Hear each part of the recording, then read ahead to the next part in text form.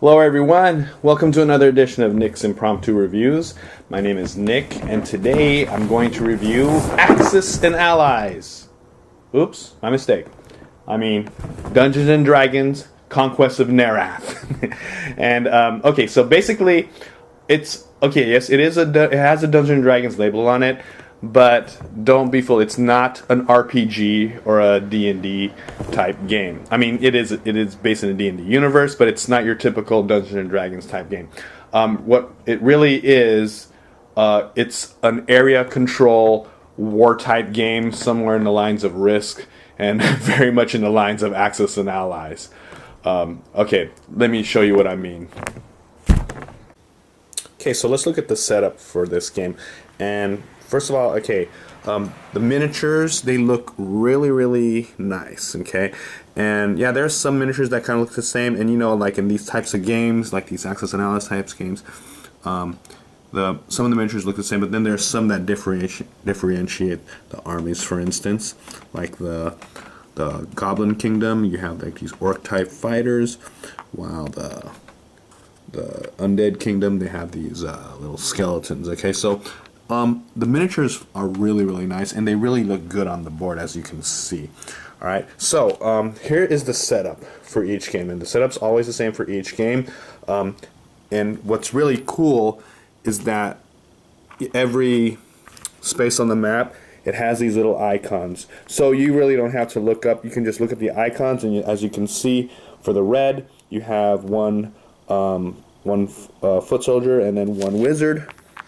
Okay, so you can just put that right there and just look at the icons, and so it makes it good for easy setup. It does take a long time because there are a lot of pieces, but it's not that hard because of the icons, so they made it real easy. Okay, so as you can see, this is the setup, and this is how it's always going to be. Okay, it's not going to change the setup. So as you can see, you have the red over here, and the red and the black are the allies. Okay, so those are the bad guys. You have them over here. You have the blue and the yellow right over there. So as you can see, the way it's set up, you can, I mean, you don't have to really worry about like spending the first few turns to go fight. I mean, you're already in pretty much combat position right here, okay? Because you're all mixed in together. So that's pretty good. Okay? So also, you're gonna start off with your play card, okay? And what's gonna happen is that you're gonna have a deck of these unique event cards that are specific to your army. All right. For instance, okay. So right now I have the black army, which are the undead. Okay. So basically, it's gonna be that. And if it's a two-player game, you control the bad guys are the black and the red, and the good guys are the blue and the yellow. Okay. So right now, just look at from what I'm starting right here. Okay, so I have the black. I'm the black army. I start out with 10 gold. Okay, and I have a bunch of these little conquer tokens that will sort of help me determine or show which lands I've conquered. And we have these little like poker chip type things that, so in case I want to show multiple units, I'll like put 2 under here, and they'll represent 3. Okay, so and then the red represents 5. All right. Up there we have the treasure pile, and these dungeon piles in case we have to put more monsters in the dungeons. Now, the thing is, they have this little sheet right here where you can place the gold and the dungeon guardian tokens and the treasure cards, but there's a reason why I'm not using this, and the reason is there's a little very important reference sheet on how each unit fights and moves. Okay, so I'll be more times than not, I'm referring to that to to know what my units do. So I really see no purpose into having this. They should have put this cheat sheet on a separate card rather than on the same card, because if I put it here, then I can't flip it over. So there's a reason why I'm not using that. Okay, so that's one little flaw in the components department for this thing. Okay, so let's try to do a first turn. So if you look at your little cheat sheet here, the first thing you do is you draw an event card. Now, you take one from your pile, and then you draw it. Now, what you have to do sometimes, it'll have you play it immediately, and sometimes you can play it whenever it says. So right here, for this one's the Umbral Taint, you play after 2 of your Karkoth pieces, which is my army, the Karkoth army, are destroyed in 1 battle round, okay? So once I play this when that happens, and what happens is until the end of the battle, each Karkoth piece scores a hit on a 5 or higher. And as I'll explain later, when in combat you gotta roll a 6, but because this card lets me roll 5 or higher, if I play it, it'll make it easier for me to hit people, okay? So, event cards, you either keep them, and you can have as many event cards as you can, and some you have to play immediately. So let's see if there's one that plays immediately. I know there's some that play immediately. Ah, here we go. So this one you play immediately, okay? So you have no choice. You can't keep this, and on a roll a D10 attack die against each enemy land space adjacent to at least 1 land space you control. That the space's controller chooses how to take any damage. Alright, so you get a free attack, basically. Okay, so you play that immediately. But then some you get to keep, okay? But that's the first thing you do. You keep, you draw 1 event card, and that's how you start your turn. You can have as many event cards as you can. Move. Alright? Any or all of your units move the number of spaces required. Okay, so let's go with that cheat sheet again. So let's look at my units right here. Alright, so my foot soldiers can move 1 adjacent space, as well as the siege engines, the fighters and wizards and monsters, they can move 2, and my dragon can fly 3. Okay, so here's what's happening. I'm gonna move. Okay, now I can move into friendly spaces like from here to here, and with no problem. Okay, and I can move through it also. However, if I move into an enemy territory, that's when I have to stop and I have to try to attack it, okay, and try to conquer that space. Alright, so let's see how this goes. Alright, so I'm going to move, right? So let's say I'll move this over here and this over here to try to conquer those things. Alright, and basically you move all your units, okay, and like that. Okay, I'm just only going to go a few steps. I'm not going to do the whole thing because it's going to take a while. But you get to move any or all of your units, and if you go into adjacent space, that's when you start to fight battles. Okay, so here is pretty much the heart of the game. Okay, attacking and conquering territories. All right, so after you've moved all your pieces, any pieces where you have moved onto an enemy space, you get to battle. And here's how the battle works. Each piece has a specific type of die, okay? So you look at the reference sheet here, and let's see what I have here. I have a skeleton, foot soldier, and a siege engine, okay? So let me look right here. A foot soldier and siege engine, the foot soldier gets a D6, and the siege engine gets a D8, okay? So what I'm going to do, I'm going to go ahead and grab the appropriate dice for this, which is a D8 and a D6, okay? And my opponent gets to roll or gets to get a dice for what they have, and in this case they have 1 foot soldier, so they get a D6 also. Okay. All right.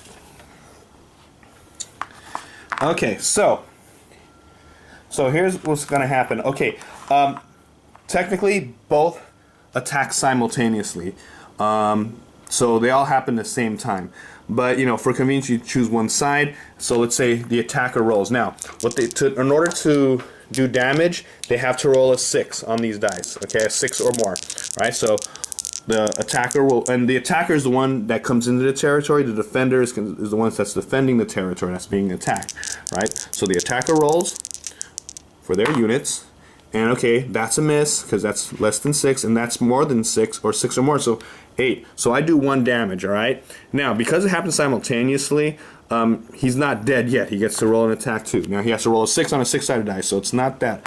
Chances of doing that are not good. So she rolls a 3, and he doesn't get to have any attacks. So this one's dead, okay? And you keep doing that until one side has no more pieces, okay? So in this case, it only lasted one roll. So right now, the black team has conquered that territory, okay? And when you conquer a territory, you get 1 victory point, and you move your score track marker 1 point. Okay, and that is probably the most basic way to get victory points. Another thing, so every land that you conquer that is not yours, you get 1 victory point. So let's work out this sequence just for the heck of it. Okay, so I have 1 foot soldier there. Okay, so each side rolls a d6, okay? Okay, so the black one rolls a 6, and then the yellow one rolls a 3. So the yellow team's not doing too well. He's dead, and yeah, they conquer another one. So they score 2 victory points for conquering 2 territories. Now that's the most conventional and main way you're going to get victory points, by conquering territories. Okay, so each territory you conquer is worth 1 point, and each side has 1 capital. Okay, and the capital, if you happen to conquer, the capitals are denoted by the little symbol. Your army symbol is on the space, and you only have 1. So yellow, for instance, so Valandor is the elves' capital. If you happen to conquer your opponent's capital, that is 5 victory points rather than 1. So it's a good idea for black to eventually like move all the way down here and try to conquer that capital. Okay, so let's look at the next part, reposition. So any flying pieces, they can move again, all right?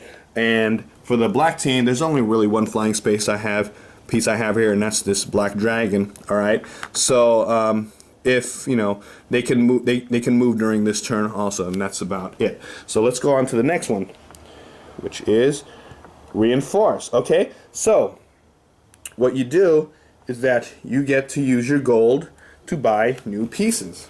Okay, so what happens is that you take these and then you go ahead and you buy some pieces. Okay, and each unit has a different value, and when you buy it, you can place them anywhere where you have a castle. Okay, so let's see. So I have a castle right there. I have a castle right here, and this is my capital, in fact. Okay, the Kharkov Thronehold, that is my capital. So I can place it anywhere there. Now here's the thing, I can only place up to 4 new units in 1 castle. However, the capital, I can place as many new units as I can at the capital. Okay, and so that's the reinforce part. And then collect income. Now each race has a base income. In my case, my base income is 10, I believe. I might have to look that up. But what you do is you take your base income and then you add the number of, I forgot. Whenever you conquer a space, you put a little token right here to remind you. All right, so basically I add up all the tokens that I have, the lands that I've conquered, okay, lands that were not mine at the beginning that I conquered. I add it to my base income, and I subtract any of my territories that have been conquered by other players. Okay, so I can have either more income or less income, and depending on how many territories I've conquered and lost. Okay, now let me talk about one more type of space. So I showed you how we can conquer, how we battle and try to conquer other territories from an opponent. Okay, now let's talk about a dungeon space. Now dungeon spaces are special. Okay, you go there just like any other battle, and it's not considered a friendly space. So once you go there, you have to stop. And what you do is you flip it, and you normally fight a monster. In fact, you always fight a monster. All right. So for instance, let's say, okay, and also only your foot soldiers can go do the dungeons. Okay, so you want to have a lot of foot soldiers before you try to conquer that. Okay, so let's say, all right, let's, for argument's sake, let's say I have like 2 foot soldiers go in this dungeon. Okay, and they fight the cockatrice. All right, so the cockatrice has a D10. All right, so I'm gonna roll, or my opponent is gonna roll for them a D10 to attack. And now, like I said, to attack they have to roll a 6 or more, and I have 2 normal foot soldiers, so that's a D6. Okay, so I get to roll 2 D6 and they get to roll a 6. All right, so let's see how this goes. All right. Oh, and another thing, they have an ability called First Strike. First Strike means that they get to attack first. All right, so this doesn't happen simultaneously. So let's see if this person, if this cockatrice attacks, or hits me. Okay, rolls a 2, so it misses. So now I get to attack. Any 6s? No. Alright, so I missed on both of them. Alright, so let's roll again. Okay, again, they have first strike, so we do another round of combat. Nope, they missed. Let me see if I can get it this time. Yes, there we go. Alright, so I rolled a 6. So they missed on the first one, but I rolled a 6, so they do a damage. Now, the amount of health is the number of dice that they show on their card. For this case, it's only 1d10, so basically, they're dead. Okay, they have 1 life, so I killed it, and I get the treasure, but unfortunately, this one doesn't give me a treasure, so that was pretty much a waste. Alright, however, I have the option to plunder the dungeon, okay, and when I plunder the dungeon, I get to get a treasure card, okay, and treasure cards, they give you a special ability just like an event. However, when you play it, you get victory points, okay? You get at least 1 victory point. You get 1 to 3 victory points, okay? So that is another way you can get victory points. Okay, so that's pretty much it, all right? Each army, each player gets a turn. They move, they conquer, and they try to get victory points. And whoever, after 1 round, which means after everyone has the equal amount of turns, you look at the track and you see, depending on the victory condition you want, let's say, for instance, if you're playing 2-player games, the first person to have 13 points, victory points, at the end of the round wins. Okay? And if you're familiar with Axis and Allies, it should seem very familiar to you. And that's how you play this game. Okay, so basically this is it's a war game, area control war game. It makes you feel like you're a general moving your armies like Patton or Napoleon, looking at a war map and moving those little pieces on the board. So yeah, it gives you that kind of feel like you're a war general. So yeah, basically you're conquering territories, you're moving your troops, rolling dice, and beating guys and taking over territories, all right, for victory points. And then there's also another way to get victory points by going in dungeons and looking for treasure. But the thing is, you can only use like foot soldiers to go into certain units to go inside dungeons. Okay, so there are like several ways to victory. Trying to defend your castles and stuff, because that's very important, because that's worth 5 victory points to the other opponent. Just using treasure, because like I said, using treasure gives you victory points automatically as well as bonuses. So there are several ways to get victory points, but the main way to get victory points is to pretty much conquer other territories. Okay, and yeah, that's not a bad thing. This is one of your typical war games like Risk, Axis and Allies, and all the games along that line. All right, so yeah, it's very much like Axis and Allies, like I said. Okay, is that a bad thing? Axis and Allies, it's a real popular game. It's been around for a long time.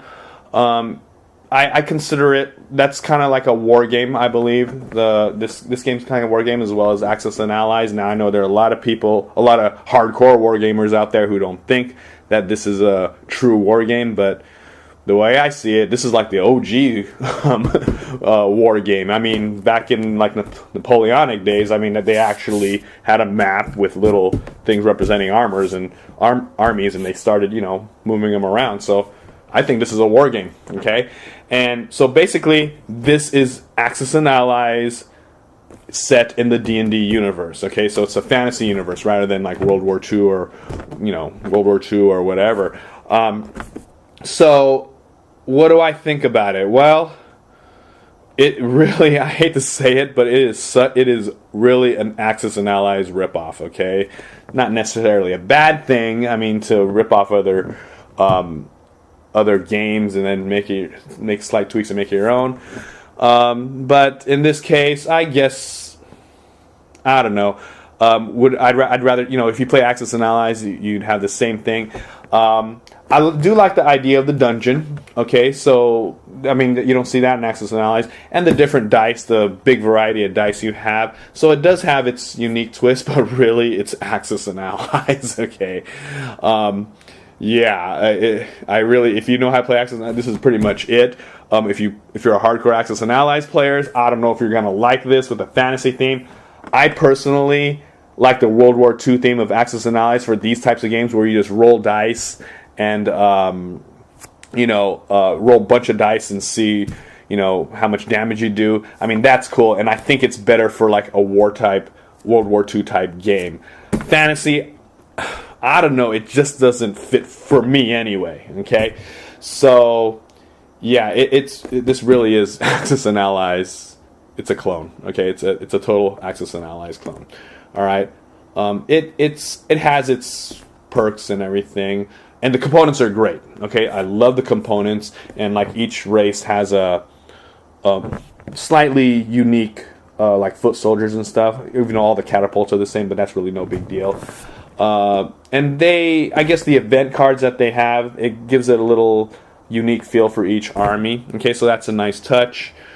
Yeah, and that's pretty much it. And I like the way the map is set up. You have the bad guys and the good guys. You have each side kind of mixed in together, so they can go ahead and battle right away. All right.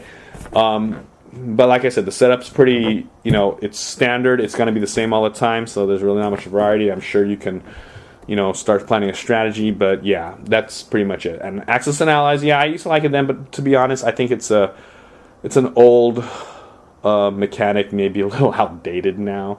So yeah, that's the thing. And I used to like Axis and Allies.